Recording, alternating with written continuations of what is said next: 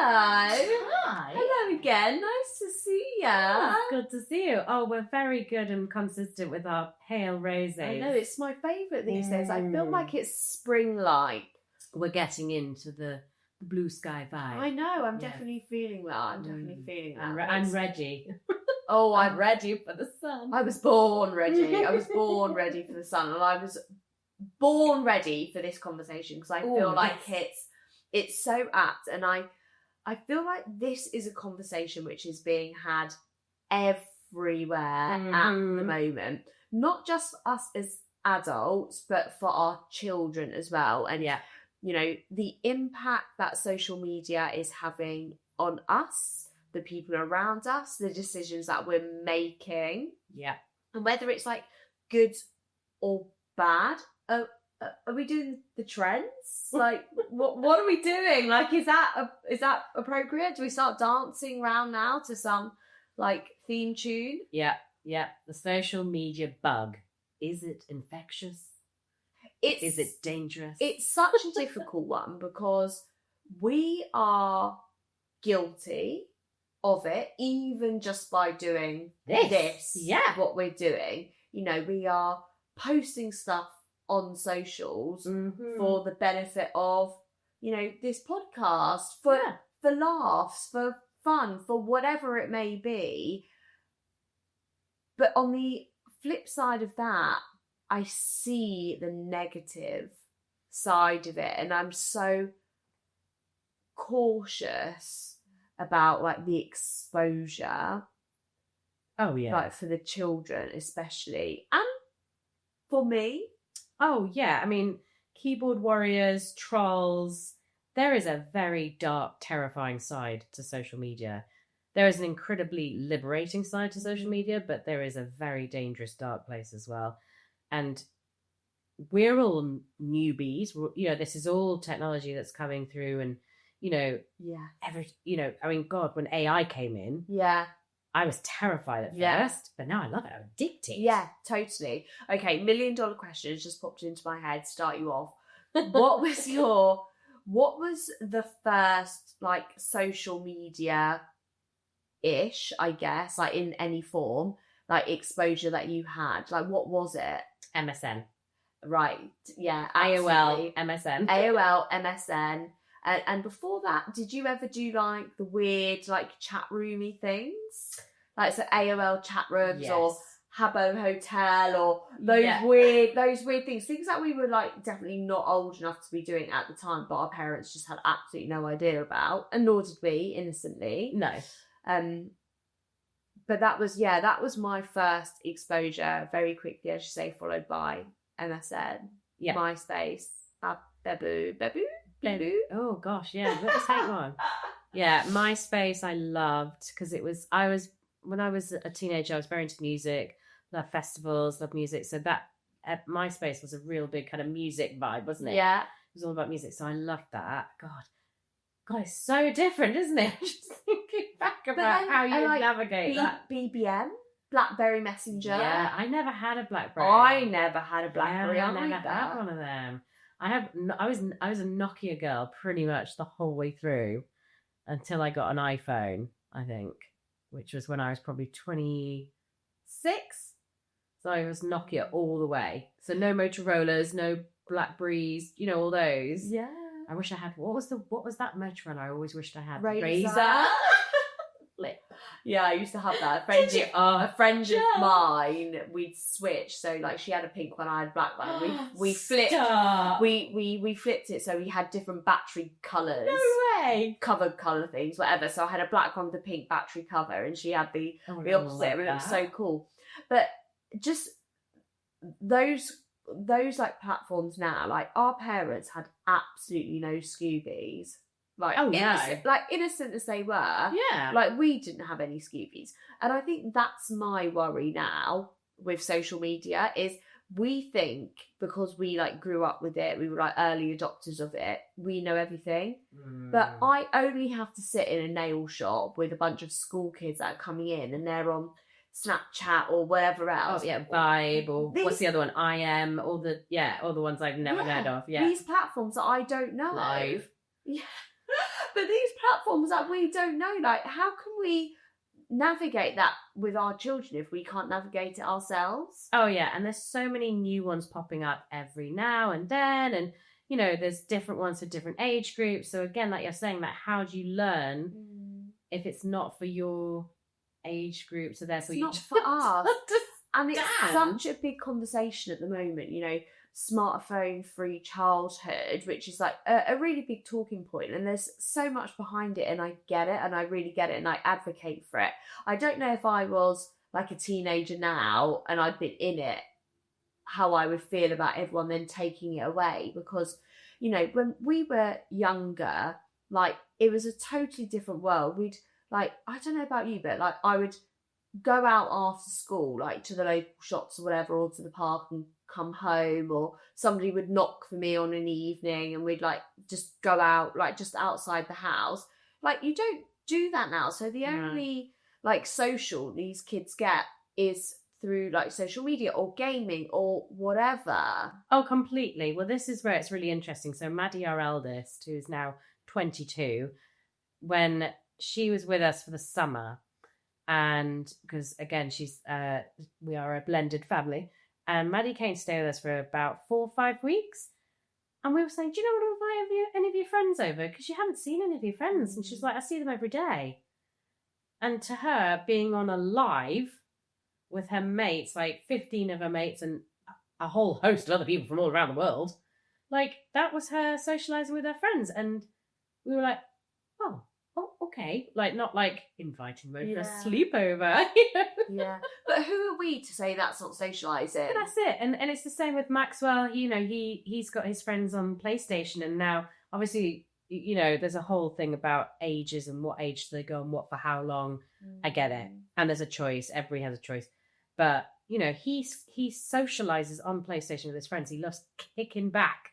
Yeah. And playing with his mates on some Roblox something or other. Would you rather they be doing that in the safety of your own home, where you know where they are, you know what they're doing to a degree, or would you rather them be out being like streetwise, like familiarizing themselves with the world, having new experiences? Like, what would you prefer? Probably the latter, if I'm totally honest, but I don't know whether that's my generation speaking. Okay. Rather than being totally understanding which one will be better for them. Do you know what I mean? So it's one of those things that, is it because of where I've grown up and I've got my own personal childhood experiences and I want them to do what I had? I want to take them to the places I went. I want them to experience like that childhood that I had. Or is it because that's more nourishing for them as humans? It's so hard. This is where I feel I'm torn, because part of me feels now, and I will probably feel like the same in the future, is, oh, I'd much rather them be at home where I know that they're safe and they're not going to walk down the street and get like mugged or the danger whatever. And then whether it's because it's publicised more, because it's more in the news, was it happening when we were little, when we were younger? Yeah. Was it happening and we just didn't see it, or is it happening more now? And that's the thing. So the decision ultimately came for us to move out of London because of the street. Yes, okay. And the decision came from the fact that we had a lovely little corner shop on the corner of our street, really lovely family who owned it, and this little boy got shot. And it was an error. Like, so obviously they were aiming for someone else and they shot this 11-year-old.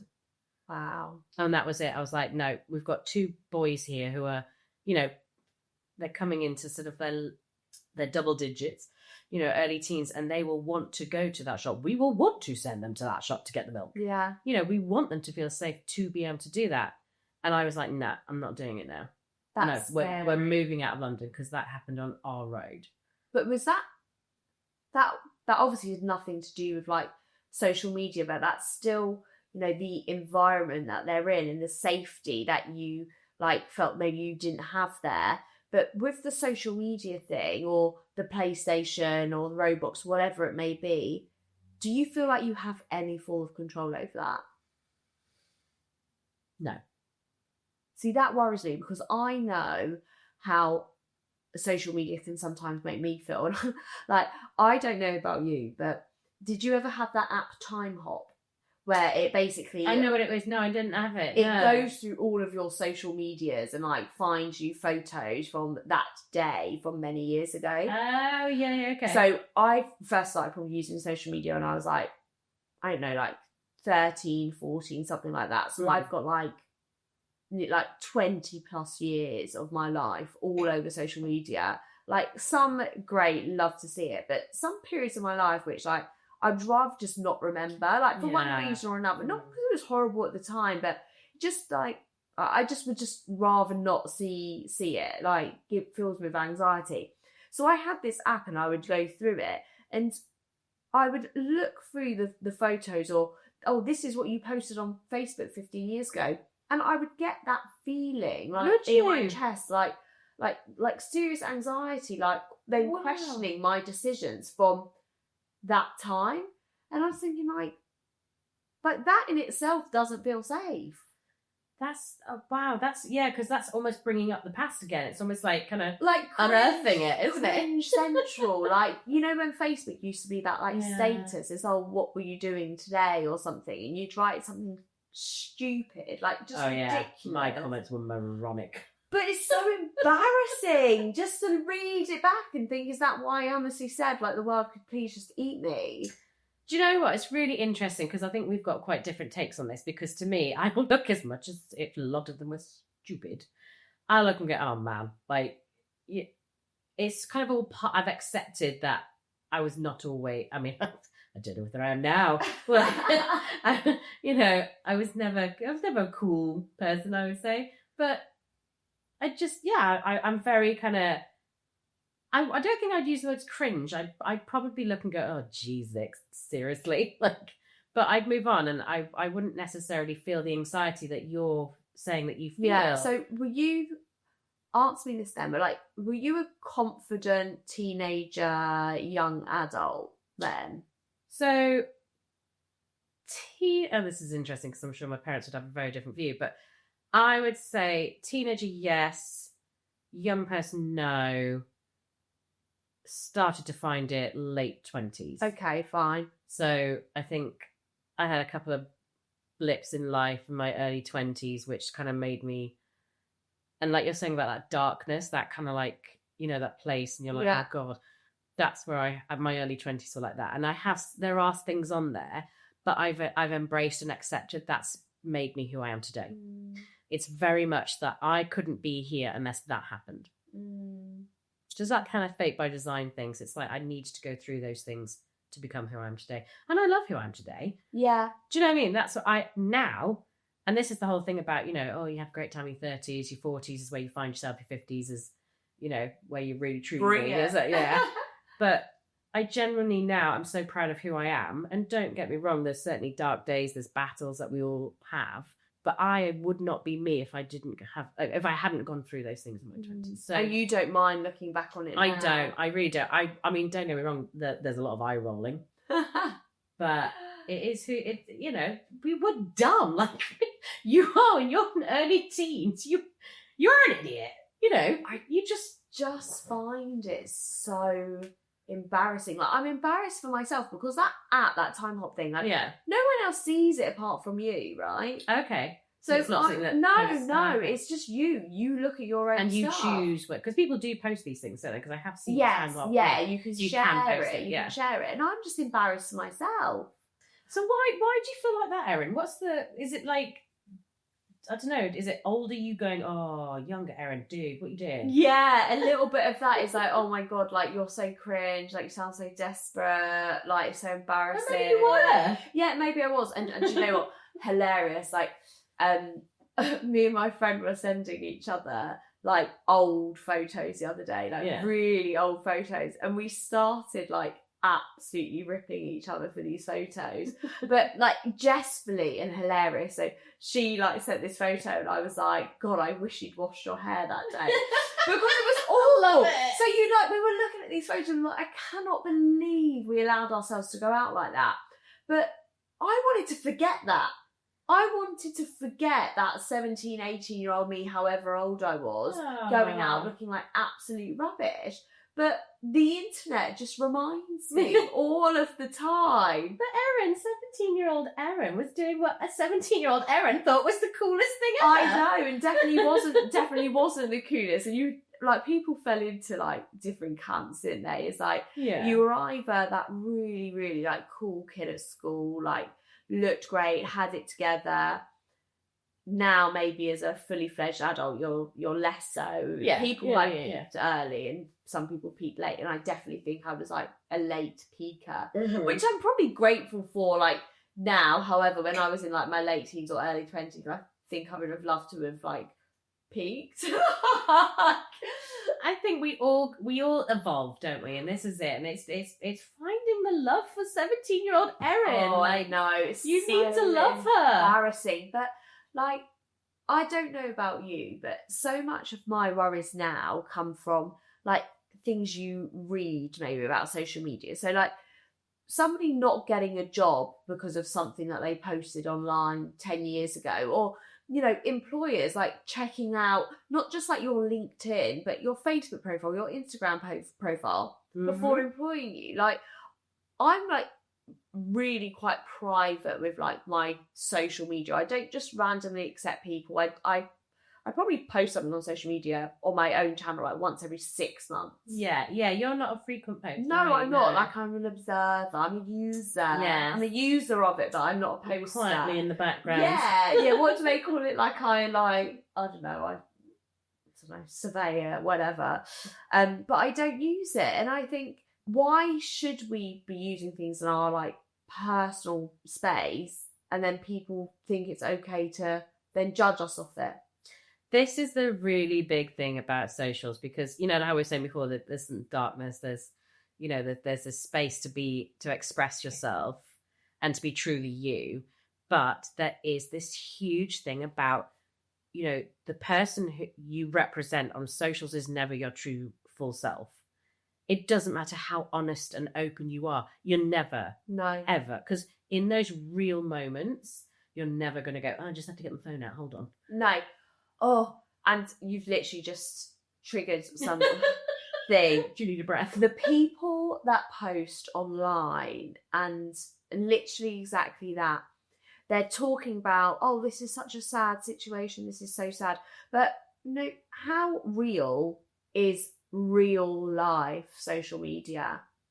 It's such a difficult one, because I think there's that it's vital for exposure to see authenticity. Is that authentic though?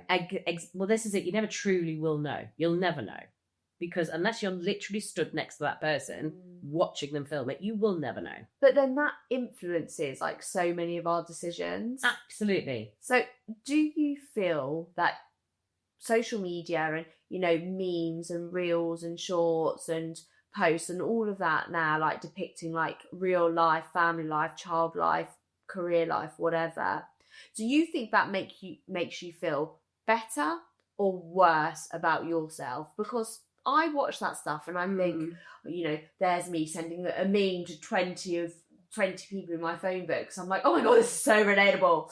Like, yeah. But is that like, or is it like all just a show? Like, does that make me then feel worse about a decision I've made? It's, I don't know, to me, so if I can put it in the context of me from work, right? I work for a charity that we work with people with a pretty tough long-term health condition that progressively gets worse. So for us to show people those real stories of real people experiencing those real symptoms, those real life challenges, so many people appreciate that. So many people value that. But then at the same time, on the very polarizing sort of opposite end, like you say, there's so much warped behavior and depicting certain lifestyle choices or things that people do to, like you say, put that imposing judgment and expectation on you. And I think there's a lot of it's in the middle, but there's a lot of sort of, you know, there's some good, but then it can take a very nasty turn if someone isn't in the right headspace to manage that and navigate. Yes, totally. And I think we've got to remember that for so many people now, social media is a business, it's work, it's paid employment, right? Oh, yeah. And we've got to put out what gets the clicks, the likes, the views, whatever. So putting something out which is, you know, a message that everyone relates to about, you know, some parenting struggle or some like feminine struggle or whatever it may be, something really funny. Like the ones I always send people is, when you find that person that you can enjoy a Saturday afternoon. Like all the conversations that we've had in these scenes, like I'm like, ha ha ha, yeah, this is us. Like sending that to people, like, but that's views, that's engagement. Do you know what I mean? But also, is it that you feel seen? So always. Do you know what I mean? This is where, again, it's like you feel a human because you've seen something that resonates with you. But then, you know, if we look at that flip side of the coin, when you see someone living their perfect, polished Instagram, we're in the Maldives, like lifestyle, like you feel bad because you're like, I'm not giving my kids that. Yeah. And that my kids aren't getting that. Your self-worth just goes downhill because you then start judging yourself. And like, I always like get these things that pop up. I don't know what my algorithm is, but like some like absolutely bizarre stuff about, you know, your value, your worth, this career choice, that relationship, that friend. And it almost puts like that negative spin on your thoughts. What do you mean? Like, you know, like somebody online talking about something negative, you can very quickly relate one small tiny bit of your life to that negative thing, and then you're in this world of like negativity. My house is so bad, my relationship is so bad, my family dynamic is so bad, or whatever. In exactly the same way as like someone's like real life like meme about their playroom being a mess and just getting on with it, and the family well, all of that can make them feel great. And it's really difficult, I think, because there is that part that, you know, I've witnessed and I've seen people feel finally recognized through posts that I posted, or, you know, even the charity that I work for have posted. I've seen that happen where people have gone, oh my God, I'm so glad you said that. And that's incredibly empowering and inspiring to hear that. But then at the same time, lots of my friends, a bit like what you're saying, do get sucked into feeling like they're not good enough. Yeah. I don't. And it's weird because I would have always thought I would have. But I don't know whether it's the fact that I've done so much therapy over the years, like 15 years later, you know, and I value myself. And, you know, sometimes social media can just give you that Achilles heel moment of vulnerability. Yeah. And it just explodes. It spirals out of control. And it's really trying to reconnect with yourself and go, no, this is just social media, you know, and it's never quite knowing. I don't know if you've got it as well. Like when I'm scrolling and things, I am now, when I'm watching something, I'm like, is this AI? I'm second guessing everything. That's really scary. Yeah. Though. Like so much of the like what's it called, like deep fakes or something like that. Yeah. So scary. I feel so many scat. Like, I was listening to something the other day. Oh, it's really quite sad, really. But this lady got scammed out of loads of money because she thought like George Clooney had been messaging her. Like it's all of these like traditional scams, but like on heat. Yeah. Like, do you know what I mean? Someone would call you up and be like, oh, whatever, or they send you an email, and now you've got these like visuals or these voice or whatever. And we've got our kids going into that. That's the thing. Is Freddie interested in social media yet? Is he curious? Not interested in it, but he sees me looking at it and he'll watch it as if it's like a video, because the children love going through like the photo album on my phone and watching the videos of themselves or of other people or whatever. Like that. And they'll do that. And I think what they're more saying now is like, put your phone down. Oh, interesting. Not in so many words, paraphrasing there, but you know, oh, like mummy, daddy, whoever, like you're on your phone. But they also know how to like what they call bin stuff. So if they take a photo of themselves, they're like, Yeah. oh no, don't like that, bin it. So they don't like it and they'll bin it. Yeah, Freddie is the worst. Like, him and my Wow. mum. Oh, my mum loves a selfie. Right, of like her and the children. Like, it's a terrible photo. But, you know, take a photo, Freddie will be like, no, don't like it, bin. Let's do another one. No, don't like that, bin. Really? But it's already getting into that yeah, stage yeah. of like, any photo of your face, you don't like it. Whereas when we were younger, one photo, that was it. Oh, you you had to didn't wait even know. 30 days was for it gonna to be say. developed. Oh, I used to love. What was that? Was it Pronto-Print?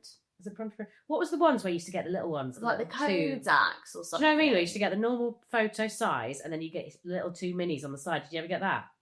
What, in the photo booth thing? No. It was some like it was like a, you know, you send your God, what was it even called? The thing in the I can't remember The film? the film. They should send that away, and I'm sure there will be listeners who will remember this. I swear it wasn't just me. But we used to get the normal size photo, and then on the side, you used to get the 2 mini ones of the same photo. And I used to love those mini ones because, like, I used to give it out to my friends, and like we just had the same photo. But again, like, you wouldn't care if it was half blurred But exactly. But how? because it was that in the moment photo. But how many photo albums or films did you ever get developed where the photos were rubbish? Mm. Like my parents have a whole cupboard full of like photo Yeah. albums, and you go through them and they're brilliant. I don't know what it was, but the camera came out, smile, you smiled, and that was it. Whereas Yeah. now, I say to the kids, smile. It literally takes about 5 minutes and 50 photos to get a photo where I've got 2 eyes looking at me. Yeah, I mean, I think that might be just a kid thing, though. They're trying to get them to flame and sit still for a photo. So I But don't they're know. also conditioned now into this whole, oh, I don't like that look. Oh, I don't like that. Don't like that. Oh, I can't believe they do. That's amazing that they're kind of more. I mean, Sophia doesn't care, honestly. Like the amount of selfies she's taking on her flipping iPad, and they're just like you should see her home screen. It's her on a selfie going. Like little funny face, like. She has no. I mean, whether it's just it's phases. Kids discover different things at different times, but yeah, she doesn't care. But it I was an don't know if interesting one. I don't know if I like it, and I don't know if I like it for me in the same way that I don't know if I like it for the children, because when I look back, and we said this already right at the start, but the more I think about it, when I think about what I was doing on like social media innocently as a child, and I can only appreciate the innocence of it now I'm an adult. Mhm. In like what was a chat room, I didn't even know that was a chat room, and you'd be like bobbing a bit like Sims, right, bobbing around like name, age, male or female, where you from, whatever. Who knows who these people are? Yeah. In the same way that people now feel it's like absolutely fair game for them to comment on a TikTok video or a YouTube video or an Instagram post. They don't know you. No, but that's again maybe a wider society kind of problem because we don't have respect for each other as a community. Do you know what I mean? There's that wider issue that comes into play and almost is amplified on social media. And people love being keyboard warriors. They're quite happy to sit behind a keyboard. But do you actually say that to someone's face? Oh, it kills me that. Do you know? And I feel like Twitter, in its heyday or whatever, was the most toxic form of that sort of behaviour. Oh yeah, a lot of angry people on Twitter. I don't use it now. I don't use it now. Like all I use, I browse people's photos occasionally on Instagram, and I use Facebook Marketplace. I love Facebook. I know. So that great to God. good. What Best I thing feel ever. that form of social media has done for the economy, the climate, the waste, sustainability, all of that sort of stuff. Yeah. Amazing. Yeah. And even, I mean, it's completely revolutionised the way I do kids' toys. Yeah. Completely, because it means that they're more accessible. They're more, I'm willing to reward Sophia more. Like, if she's done something great or something, she's behaved really well. I'm more than willing to go on Facebook Marketplace and see if I can get something, to treat her rather than, because I don't want to pay stupid amounts of money at a shop somewhere. No, and you don't need brand new. No. Who needs brand new? Well, this is it. And it's like Sophia was interested in riding a bike, right? I'm not spending 150 quid on a bike if she goes, I can't be bothered with that. So 20 quid off Facebook Marketplace, thank you very much. Helmet, elbow, knee pads, locked. Nice, safe. And she was on it for 10 minutes. Now I don't like this. Off she goes. So it's in the garage. So again, how good's that I spent 20 quid rather than 150? Yeah. Because she's not ready. She's not bothered about it yet because it's too much effort. But that's like the benefits of it, like, for sure. Yes, there are pluses. And for sure. I know some people where, they ran a small business and actually now putting it on social media has blown it up. And that's amazing. Absolutely. And people now have fully fledged careers off of social media. But then you've got this like in-betweeny bunch of people. Maybe we fall into that group, maybe we don't. But, like people that are just like looking on from a distance at what other people are posting, just comparing for the good and for the bad, how our lives are compared to theirs. And that's the danger, I think. I think there is a comparison risk. And like you say, is it good? Is it good to kind of give you a kick up the bum and say, come on? Or is it bad as in going, oh my God, my life's rubbish. I'm the worst person ever. Down I go, the spiral into the darkest place. Did you ever get on board with like the trends? So COVID, we've spoken about our experience with COVID a couple of times, like obviously having like really small babies, but obviously I feel like TikTok like blew up in like COVID time, and it was a great, it was like a escapism, that sort of thing. Have you ever got into that? Do you know, I've never done one of the dances. No, I am not choreographically gifted. I am not one that is able to follow certain steps anyway. There's a certain one going around at the moment, and I was just like going, oh, I'm so tempted. No, I'm not going to do it. Oh, okay. Well, there we go. That's one for you. You need to do challenge. But yeah, no, I don't know. I don't know. Did you do that? No, Did you? No. Yeah, but that's, I never got into that. that. But again, that is just so me in terms of not putting myself necessarily out there to do it. I'll happily watch people do it like for fun, but it's not something that I would. There's lots of things that make me smile. Yeah. Some of the trends, some of the things that people do, I absolutely love, and it makes me smile. I mean, going back to, I don't know if you ever used to watch Creature Comforts, but watching some of the videos about dogs and cats and animals with voices, just, honest to God, they have me in tears with laughter. And how good that 5 minutes of just pure laughter gives me, that energy, that endorphin, all the dopamine or whatever it is. It's just beautiful. That one moment. But you're getting that from there now. Where did you get it before? Yeah, true. Where I think did myself. you get it? Because like we used to go out and do fun things. Like I do worry, and I'll just track this back to like how we started this conversation. Like I do worry about what this means for our children, our 5-year-olds in 10 years' time. Like, are they going to be so isolated, like in terms of like their own like local vicinity, but not isolated in the sense that they're all over the world because they're doing social media on phones here, there, and everywhere? It's a really interesting one, I think, because, I mean, again, like you say, reading all the sort of news and everything that's coming through the articles about social media, there's almost going to be a peak.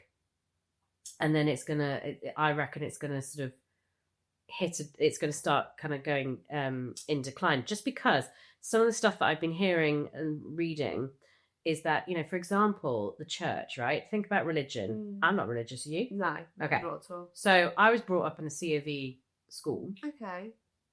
I'm actually Christian Methodist. So again, that's the Sorry for another day.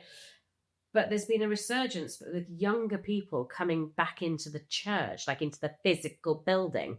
There's a lot of younger people under 25 going back into religion. And again, you and I mean, I'm not speaking for you, but I wouldn't go to a church now. I wouldn't, it's not something that's part of my lifestyle, my routine. Whereas that they were saying there's been a huge shift into people going back, and the church haven't done anything about it. It's not a campaign or anything that they've done. And there's more people wanting to go into like community settings, clubs, scouts. They're all on the up. I love that. And that's actually just reminded me of something. So about a month or so ago, we went on like a little family dinner to Pizza Express. Lovely. Take the kids there. Brilliant. Love it. It's brilliant. It's great. And there was a table of girls there. There was probably 10 or 15 of them. There were probably 15 or 16 celebrating a birthday. And they all went in, they all sat at the table, and they all put their phone on a pile in the middle of the table, stacked up 10, 15 phones high. And Rory was like, that's brilliant. That's amazing. I know, right? Yeah. Isn't it the worst thing when you're sitting there at the table on your phone? Yeah. And, my parents are the worst. Really? Right? My parents, in their 60s, they, early adopters, late adopters of phone tech generally, any form of social media, whatever. They'll sit in a restaurant opposite each other, just on their phones all the time. And Rory and I will go to restaurants, we'll look around, people on their phones all the time. And I actually feel like young people now are stepping outside of that, and they're actively saying, no, phones away. And when Rory pointed this stack of phones out to me, I was amazed. I thought, brilliant. I genuinely have hope. I know it's a very dark place at the moment. Life in the world is a very scary place right now, but I feel that there's going to be some kind of shift that's happening. Teenage pregnancy's down. Drinking, underage drinking's down. Like drug taking's down. Do you know what? Drinking and drug taking just isn't like socially acceptable now. No, like it's drinking all about, generally, your youth and about your like complexion, fitness, well-being. Health. They want to be healthy.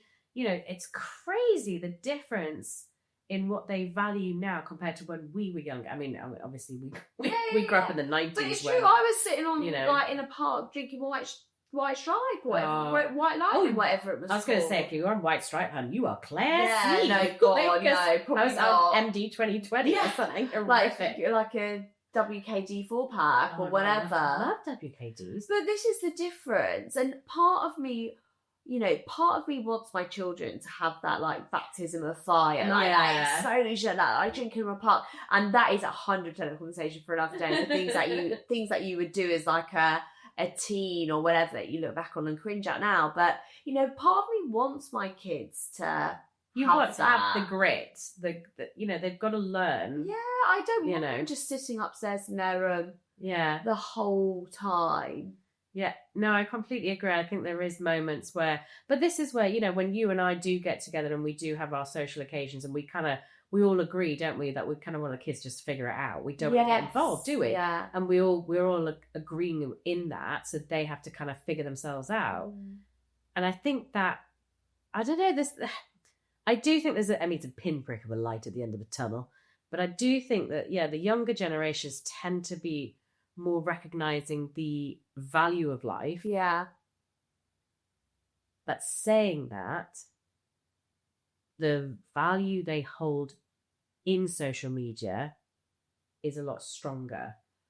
That's do you know what I mean? So there's an addictive thing, and then there's this whole thing about how our bodies are going to change, and in 150 years' time we're all going to be like hunchbacks, and because of the way that we hold our phones and we go on our when we have our heads down and things like that. And my mum's always getting Sophia to put a pillow under her iPad so she's more up like this, and things like that. Well, this will be something we could close on, but I don't know if you saw this thing online one time about if you look at your hands, there's a certain way you hold your phone and you have an indent. That's it. If you have an indent in your little finger, it's basically an indent from how you hold your phone.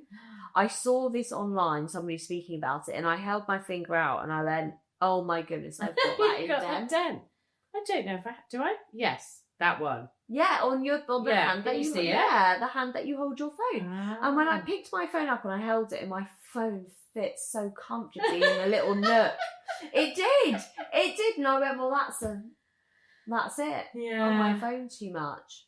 Well, but what is? I mean, oh, I don't want to go there because we've had a good convo, but I think how long's too long is another thing. What's healthy for the brain? But there's lots of research coming out now, so hopefully that will help. But I think it's just making sure that you feel confident in using it, and if it doesn't serve you, don't do it. Yeah. And recognize an addiction if you're constantly Knowing compelled. when to put down. Yeah, I think it is just really important that if it's serving you, enjoy it, take it, do it. But if it's not, that's when it's maybe time to question it. And even asking for help is not a bad thing. I ask my phone, literally, I put blocks on some of my social media at night so I don't do the scrolling just before bed. Yes. Because I suffer from insomnia, so I need help. And that's okay. It's okay to ask for help.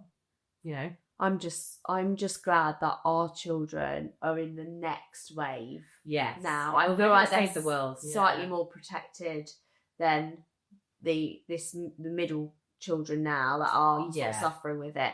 And our generation, to a degree, where we sort of had it young, but then maybe grew up, and then you've got those people just below us that were in it, and no one really understood the risks. Yeah, it's a real complication because we've come from a non-digital era. So we've got a bizarre relationship with it. Whereas, as you say, the further you go down it, they've known nothing different. They're so used to being served the media immediately. So it's not their fault. They don't know. No, it's not their fault. And as parents, as adults, as whoever, it's our responsibility to make sure that they're being served the right things, I guess. And so we're not going to solve that one today, Erin, I'm afraid. No, well, we're certainly not going to solve that one, but it's food for thought. It really is. And hopefully, I think, for our listeners as well, they would feel the same way. And, we're all in it together. We've all got this. Maybe we've got this, maybe we don't. Who knows? Yes. Anyway, cheers. Cheers, babe.